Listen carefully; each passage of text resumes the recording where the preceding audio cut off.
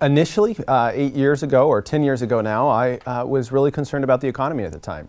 And I had had many offers to move out of Alaska. I had headhunters that were searching for me, and I kept saying no.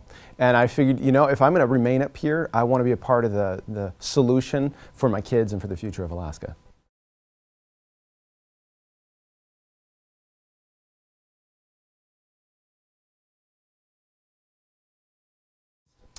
You know, I think it's a simple math problem.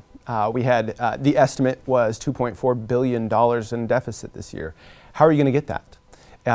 And some people had proposed income tax, but even that it would take, using the numbers that the governor put out there, it would take around a 12% income tax to make that happen. It'd take a 20% sales tax. You have to have something else as a part of it. And so using some of the permanent fund earnings to help offset some of the cost at this point might be necessary, but the goal should constantly be to be controlling the size of government so that we're not doing that in the long term.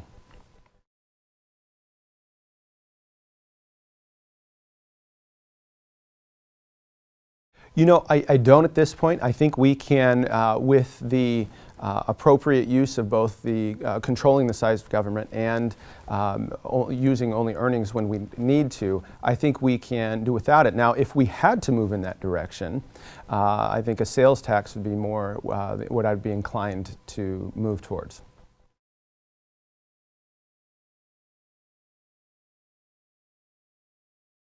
So I was a big no on SB 91, and that was a difficult time in the legislature. I tell people it was the loneliest time I've ever had in my legislative career, because there were a lot of people telling me that I needed to be quiet, I needed to sit down. Absolutely disagreed with that. And so if there is someone that understands the challenges, has spent time, it's myself and my staff. We have multiple solutions that we have proposed through amendments in the past, and we're looking to propose, we're working on legislation now to address some of the challenges in the SB 91 legislation, as well as to address the concerns that we had before SB 91 was passed. Things weren't perfect before SB 91. And so we are actually working on legislation to work on that, and there's a lot of pieces. So to just say there's one thing right here, there isn't. There's a lot of pieces. We're going to continue to work on it and advocate as hard as we have been for such a long time.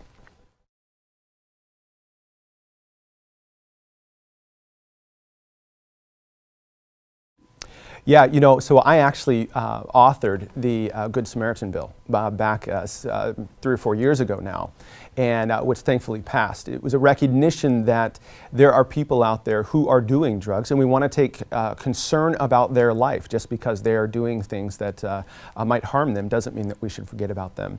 And so I think one of the failures with SB 91 was to lower sentencing and expect that they're going to go to treatment, but we don't have the infrastructure for that treatment. And I think that's probably one of the most prohibitive things we have in this state, is through either our encouragement or the appropriate investment in drug and alcohol treatment. I think that is a focus that will yield dividends financially as well as in lives long term into the future. The biggest concern is crime. It is and people know SB 91, which is kind of an amazing thing. Usually that's just us legislators that know these numbers. It is the #1 issue. They are very concerned, but they also know that I've been right there by their side, and so they open that door, they know where I am, and they're supporting me. And I'm encouraging them to talk to their neighbors that don't live in our district to make sure that other legislators understand this is as big as a problem as they know it to be.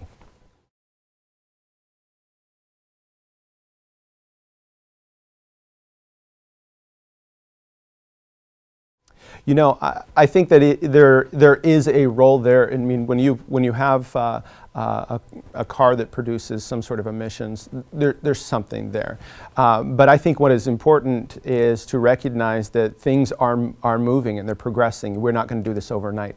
And so the best way that Alaskans can turn around and help us move towards a green economy is to make sure that we are using our natural resources, because it takes all of these copper and the different minerals that we have here to be able to create the batteries that are needed to move to a green economy. And so the more we do to encourage investment in mining and in the raw materials, is the more that we can do to move us towards that green economy that helps the whole world.